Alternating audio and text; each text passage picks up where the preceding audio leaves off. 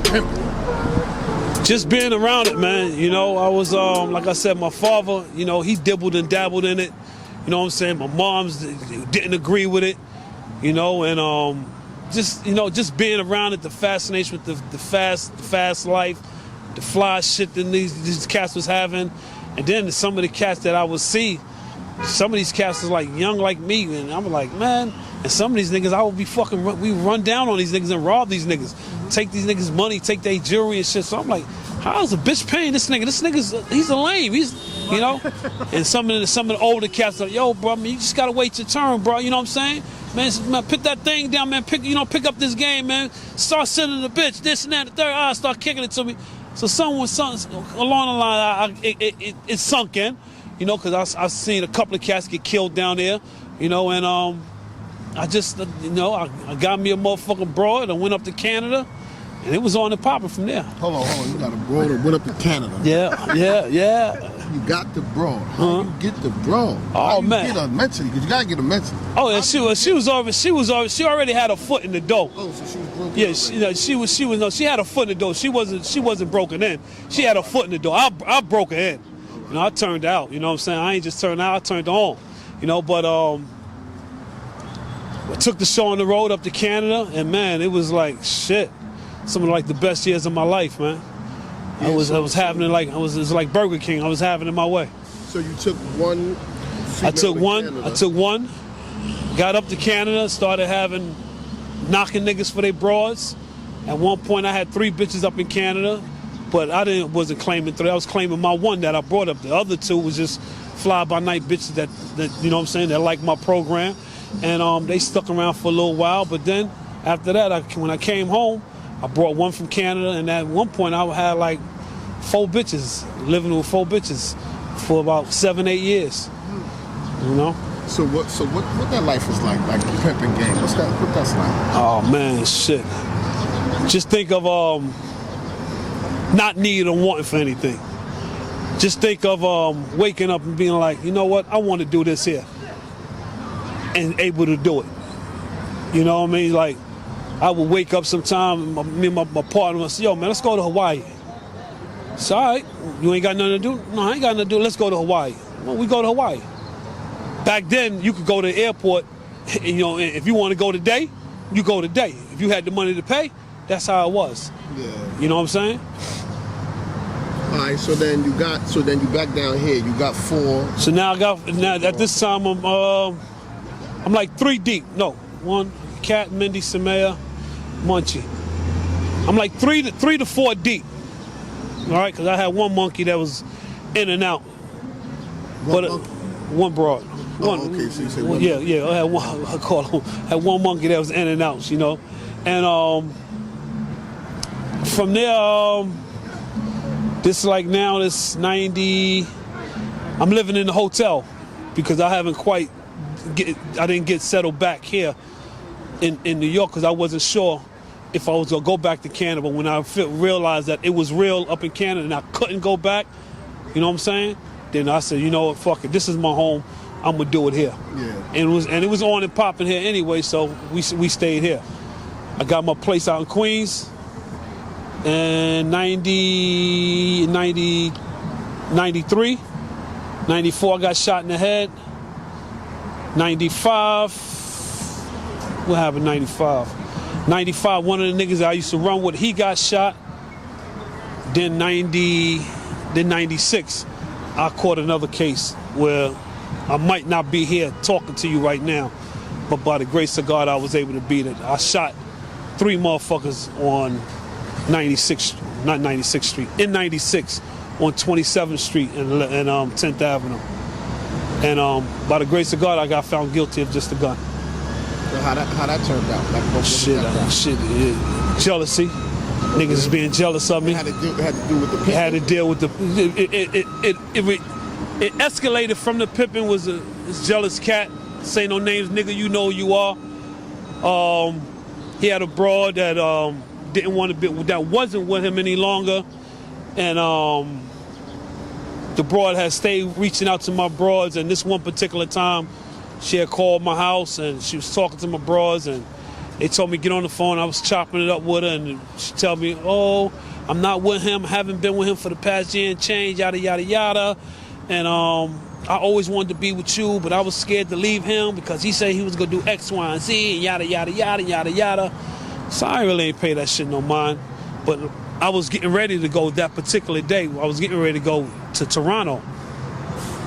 And I said, you know, I'm not going to go to Toronto. I'm going to go to Boston where she's at.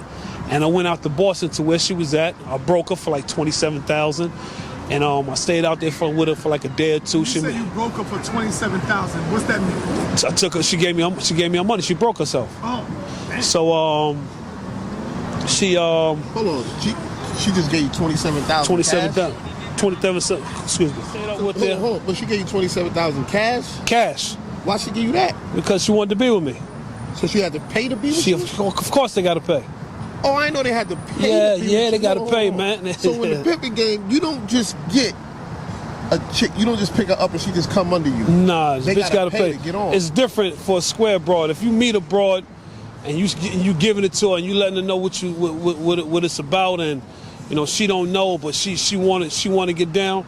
You know what I'm saying? You got to groom her. You know what I'm saying? But a bitch that's already working the track, she already know what it is. Bitch, you with Joe? Bitch, you want to be with me? You got to pay me.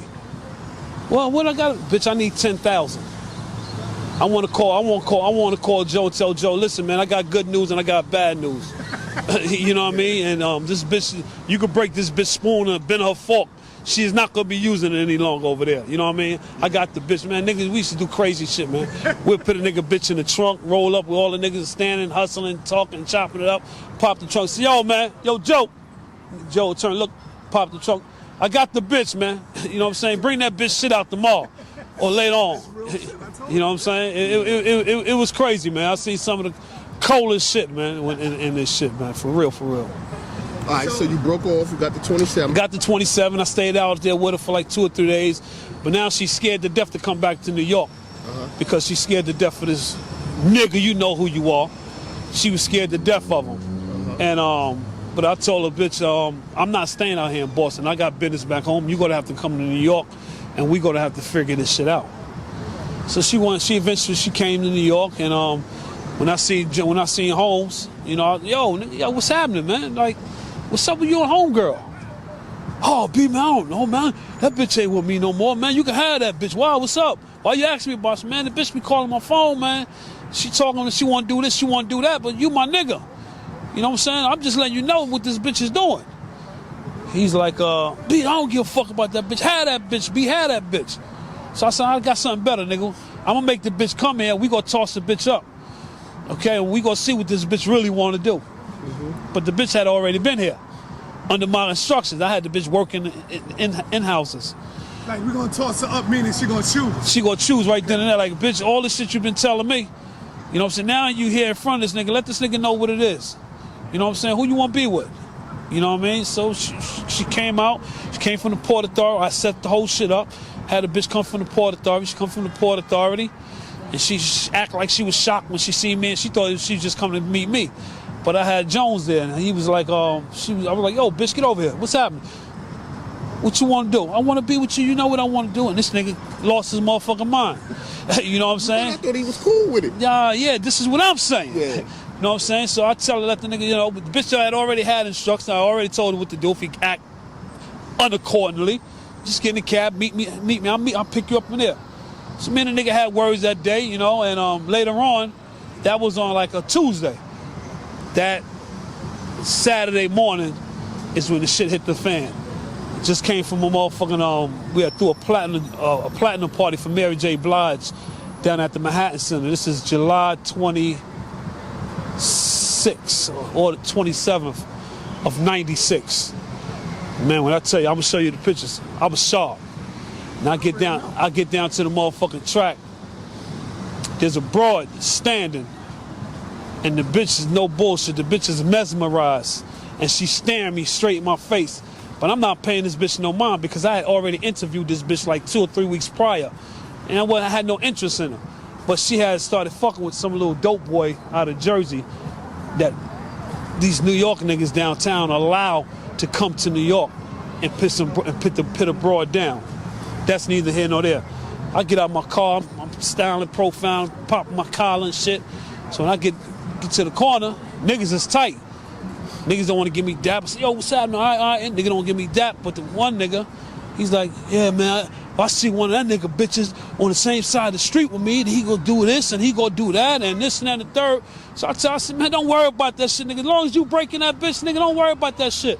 And then nigga wild off on me. He's like, yo, Bezo, I don't want to hear that shit, nigga. I see you disrespect me right in my face, nigga, getting at my bitch and this and that. I'm like, nigga, what are you talking about? What bitch? Yo, the bitches, that was my bitch standing right there and this and that and the third. And I seen you getting down on the bitch and yada, yada, yada, yada. I said, hold up, pump your brakes, Holmes. I said, hold up, pump your brakes, Holmes. I said, first of all, man, I'm a pimp. That bitch is supposed to got out my way. That's first and foremost. Secondly, I ain't say nothing to that bitch. Call the bitch over and ask her what I said to her. And she gonna tell you I ain't say shit to her. That's second. I said, third of all, you talking about doing something near one of mine, nigga, we might as well get it going right now, because you put your hand near one of mine, you go check out of here. Oh, this and that, oh. So they get to acting like they was gonna jump me. We ain't got Roscoe. You know what I'm saying? Niggas went down to the motherfucking park and got the original nigga, who was the ringleader of all these little niggas. Now they trying to jump me, and that's when all hell broke loose. I stayed on the run. That happened July 27th. I stayed on the run for a whole month. When the one boy, they got hit in the middle of his head, didn't die, I said, I turned myself in. My bail was $150,000. I sat up for like 5.5 months, went to trial and got found guilty of just having a gun. Had to do 6 months, 5 years probation. Yeah. And I have all this documented. I have my arrest warrant for 3 attempt murders. So you gonna bring all that to the house? I got everything. Okay, beautiful. I got everything. So let me ask you, B. You know, this ain't Do it ever come a time when you fucking your hoes or you don't supposed to touch them? Oh man, you better man. If you don't fuck them, who is, nigga? If you don't fuck them, who is? You know what I'm saying? You got to motherfucker put it in, because you got because they don't do that. That's a lie. They don't even That's a lie. I'm not condoning that. Okay. You know what I'm saying? But man, if you ain't a motherfucking cocksmith, man, that bitch is gonna find a cocksmith, man. You gotta think. You gotta remember. These bitches out there fucking and sucking all kinds of motherfucking Johnsons. So if you ain't a cocksmith, nigga, you liable to lose that motherfucker, man. Long dick, Tony, that's paying this bitch $150 to come bust her motherfucking guts up, is gonna wind up with your bitch. You know what I'm saying? So you gotta be a cocksmith, man. And most importantly, you have to have a lot of motherfucking game with you too, man. Because it ain't just about having a motherfucking Johnson on you. Anybody got a Johnson, you know what I mean? And that shit, I know brothers, man, that's been having motherfucking women 25 plus years that still have women, the same woman, 25, 30 plus years to the day. You know what I'm saying? I always say that niggas ain't bump me for my bitches. I bump myself for my bitches because I chose to do shit my way. You know what I'm saying? After that, you know what I'm saying, after being in that game, after I'm getting out of prison and this and that shit started changing, now bitches ain't walking the street no more. Now they got bitches riding around in cars and waving at motherfuckers, catching dates and shit like that. Bitches going up in services and escort services, working for services. The whole shit done changed. You know what I'm saying? Then some of my motherfucking bitches woke up and be like, fuck this nigga, I don't want to be with him no more. And they gone. I woke up one motherfucking morning, I'll never forget, April Fool's Day, 2000. Motherfucker, my last bitch was like, I'm out, nigga. Left me with like $18,000, took her and my son, and was gone. And I'm like, oh, you had a kid with her? Yeah, I got kids with all my bitches. What? Yes, sir. Damn, B. Yes, sir. Yeah. Yes, sir. Yes, sir. Yes, sir.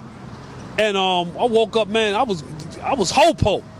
I ain't have a bitch the first. But I still have my tools, you know what I'm saying? I could still play and try to cop, try to get a bitch from here, get a bitch from there. But it wasn't the same. You know what I'm saying? So then I started going around on shake joints and shit, having them ecstasy pills. Now the ecstasy and all that shit came into play. Now I'm having bitches that's on ecstasy. I don't do drugs, I don't drink, I don't smoke, I don't do nothing. But now I'm having bitches that want to be with me because I got these motherfucking ecstasy pills I could serve their ass. That wasn't it. So I started hustling and bustling and making it, you know, and that's how that came about. All right, so then after you came home after doing that little 6 months for that, what you got into? Like, I mean, well, what was I doing then? No. So then I still had my 3 broads. I was still in pocket. Then I linked up with my man D, the owner of Rough Riders. And this first tour I did was Survivor of the Illest tour. Hold on, where you know D from? I know D from 125th Street up in Harlem. Right. He used to be up in the Mart. And he knew my man Blue. And they had dealings. D Ferg? No, not D. D Ferg. Right. D Ferg. I know D Ferg. Yeah, I know D Ferg. And D Ferg's first annual bus ride was the last thing I went to before I turned myself in. His first bus ride. Yeah. That I stayed out to make that bus ride. Yeah. And the very next day, it wasn't the next day, that Monday, that Wednesday is when I turned myself in. But D, the owner of Rough Riders, Darren Dean, that's my. So that's like my brother. Hooked up with him, and he put me on with X, moving around with X. I used to do bodyguard work for X. I used to do A&R work with him. I used to road manage Eve. I've been on crazy tours, the Hard Knock Life tour, the Survival of the Illest tour, Rough Rider Cash Money tour. Yeah. You in some of them documentaries? Yeah. I'm in a lot of them. But being how I'm not the artist, you ain't gonna see me, but I was there, you know? Like I said, I got pictures of all that shit too. So then what happened with that? How'd that fall out? You doing some? All right, so I was been all over the world with X, Eve, and the whole Rough Rider camp. Then after that, X started having his issues, and he was dealing with what he was dealing with. And I found something else to do. I started going up on 125th Street, and I started making it happen up on 125th Street. I used to sell Louis Vuitton bags up there. I used to sell CDs, DVDs, movies, you know. And hold on, this before Sonetta? Sonetta was up there. Sonetta was there then? Yeah, Sonetta was there. Sonetta, that's when Sonetta was Sonetta. You know what I'm saying? Sonetta, he had a voice. He was letting it be known this is what it was. Putting that work in, couldn't nobody come up there. Sonetta, he I'm not gonna say he wiggled his way. He made his way in between, because it was me, my partner Wise, my partner Scotty, that we had, like, nobody was allowed to come up the block. Whether if we was out there, if it was raining, if it was snowing, they knew from that pole to this pole, don't come up there. Don't set nothing up there, whether they out or not. Sonetta was good. Sonetta was good. Sonetta was up there. Sonetta was up there spitting the truth, and it was he was official. Sonetta was official. All right, so then you finished with the Rough Riders and all that, and Jay, and so you was with Jay too? Jay-Z. I remember one time Jay-Z's rolling through 125th Street. Never forget it. And when he's riding by in a Phantom, a Rolls. And we looking at the car, I'm like, God damn, look at that motherfucker right there. That shit bad as a motherfucker. And Jay roll the window down and go, yo, B? I'm like, oh shit, that's Jay. He's having him stop, got out, showed me mad love on 125th Street. Everybody lost their mind. It's like, this nigga know Jay-Z? I'm like, yeah, nigga, I've been all over the world, this nigga, you know what I'm saying? Yeah. But I know Jay from when before he got signed, when he used to do Mad Wednesdays at Esso's, Club Esso's. He used to come down here and perform. So I know Jay from then. I know Jay from shopping at Shalvanato's. He used to come up to Shalvanato's and shop for all the Versace shit like that. So that's crazy how you used to babysit Big, look after Big. Yeah. And then years later, Jay, when they teamed up, like, damn, that's a small world. Yeah, how everything connects. You know what I'm saying? Yeah. You ever fuck with anybody from Bad Boy? No. Nah. No. No. So, being that you was in the industry and all that, you know what I'm saying, you ever heard of the girl Jaguar Wright? No, I haven't. Nah, she assisted us, like, I guess she putting everybody on the spot. and talking about Puff and talking about people in the industry. You know what I'm saying? Same motherfuckers with fags and. Nah, I was hip to the broad that wrote the book and said she screwed everybody. Oh, Superhead. Superhead broad. Yeah. I was hip to her. Oh yeah. I seen her at quite a few shows and shit. Yeah. But I never seen her in action, nothing like that. But I do remember, like while we was on tour, while we was on the Hard Knock Life tour. Yeah. I do remember seeing her out and about. You know, back then, you know, being a motherfucking video vixen, you know, them bitches thought that was the thing. Yeah. You know what I'm saying? They was getting $500, $1,000, and being up around the hot stars, the Puffies and the Biggies and the Jay-Z's and shit like that. They thought that was it. You know. All right, so where you at today? Right now, today, I'm about to be married. Okay. I drive. You about to be married? Yeah, I'm about to marry. So who you marrying? I'm marrying my woman. She's a judge. Oh, You know? okay. Hold on. Wait a minute. You done went from Yes, sir. hoes Yeah. to a judge. Yes, sir. Yes, sir. Yes, sir. Oh, she a judge. Yeah, she's a judge. What kind of judge? She's a civil court judge. How the She fuck that happen? sits in But Brooklyn. you know what? No, you don't want to talk too much. Because niggas do all that. So she's a judge. Yeah, she's a Married yeah. to a judge. Yeah. Put your business out. Yeah. Wow. And Whole-ass niggas on YouTube. yeah. Anyways, I met her downtown in Union Square, and my father used to always say, a closed book won't get read, just like a closed mouth won't get fed. You see something, open your mouth, say something. I said something to her, one thing led to another. It's been 4 years now. You got You know? kids together? Nah, no kids. Sister? She older, No. younger? Latina? No, She Caucasian. older, younger? No, she my age group. Okay. All right, so tell me this, right? Well, you've been married all- to a Caucasian before. Yeah. Yes, sir. So, he got it though. Sounds crazy. Yo, so, after all these years, right, of having that experience in your life, and how do you feel about women, being that you was degrading women and putting them on the stroll, had them getting money for you, they was hoes, bitches, and everything. How do you feel today about women? Because you about to marry a woman now. Yes, sir. Well, I wouldn't say I degraded them. I'm going to say that. You wouldn't I'm call it put- degrading them? Putting them out No. on the stroll? I didn't put them out there. They chose to be out there. By your commands. It was. Oh, so you mean to hold on? Wait a minute. So you mean to tell me it wasn't no time when you stepped up and said, "Bitch, what you doing? You better get the fuck up." No, If they relaxing or No, never that. I didn't have to. okay. They had instructions, and if they had the opportunity and the Instructions from from me Okay. to So do then you to put do them out. to do X, Y, and Z, and they had the choice whether to stay or don't stay. Okay, so then they stayed due to what? The manipulation. You told me that you gotta have a good cock and you gotta have a good game. So your game and laying down the pipe kept them there, and you was able to manipulate them. I wouldn't say manipulate. Oh, They like what I had to offer. Okay. They stayed and paid for what I had to offer. Okay, and what you had to offer?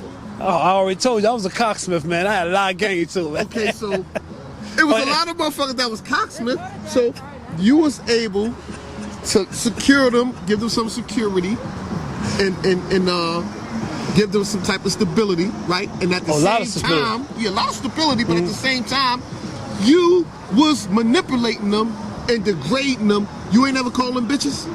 I didn't have to. Hoes? No, they all had names. They had names? They had Yo, names. Get back to where would make him, appreciate women now. 'Cause All right, yeah, let's really go. into that. Yeah. You get older. Nothing like say the same. Okay. Right. Let the brother Yeah, you took the words right out of my Yeah, mouth, yeah. son. Like the brother just said, nothing in life stays the same. This whole everything revolves, man, and I have a whole different mindset of how I used to be to how I am now. Like things that floated my boat 10 years ago, I choose not to be involved. You know, I told a buddy of mine the other day I was getting married. No, don't do it, P. No, don't do it. oh, only do it if you're gonna have 10 of them and this and that. You a pimp? I said, nah, I don't live like that no more. Yeah. You know what I mean? So, you got kids. How many you got? I have 12. God damn it. I said hold on. kids. 12 kids. 12. 12 kids. Tell me about that, man. Tell me from the oldest to the youngest. If you can remember that. Nah, I can't. I can't remember. You can't remember? I used to be a Rolling Stone, and living the life that I was living back then. I was playing them. How many boys, how many girls? I have 6 boys, 6 girls. Okay, if somebody take your daughters, I know now you know what I'm getting at, and put them on a stroke. How would you feel about that? She can't. I can't. In my mind frame now, all I can do is sit my daughter down and let her know. Ask her what it is she's doing. You know what I'm saying? If that's the life she want to live, I can't do nothing to that, man. All right, we was right there. So wrap it up. Let's wrap it. Yeah. All right, let me wrap it up. Yo, when we come to the house, we're gonna do a part 2. We're gonna really go in, Bezo. All right, that'll work. We didn't even get into how you and your crew used to come to Harlem and rob niggas and be looking for niggas. And you know what I'm saying? Remember how we used to go in on that? So yeah, we got a lot to talk about, brother. It's a pleasure, man. Thank you for coming through. And when do you think we can do this? Sometime this weekend? Sometime this weekend, maybe. Get it next week. Okay. Okay, it's okay. Close out. Stay woke. Let them know that, yo, this is just a filling out. Let the people know. Yeah. This was just a little glimpse. This was a little preview with the brother Bezo. And I learned a lot today. Just talking with the brother. I know the brother. I usually whip his ass in chess. Yeah, I always kick his ass. That's why he's good in chess, though, because he's a strategic player and player, you know, and he know the game. But look out for the brother. Yeah. Oh, okay. But look out for the brother and real powerful, and by no way, by any means, are we glorifying this. No, not at all. Brother changed his whole life, and I know you might see a little excitement when we talk about the story. We all get a little excited, you know what I'm saying? Just reminiscing about something, but by no way are we glorifying this, man. Peace. Stay woke. Peace. Stay woke. All right.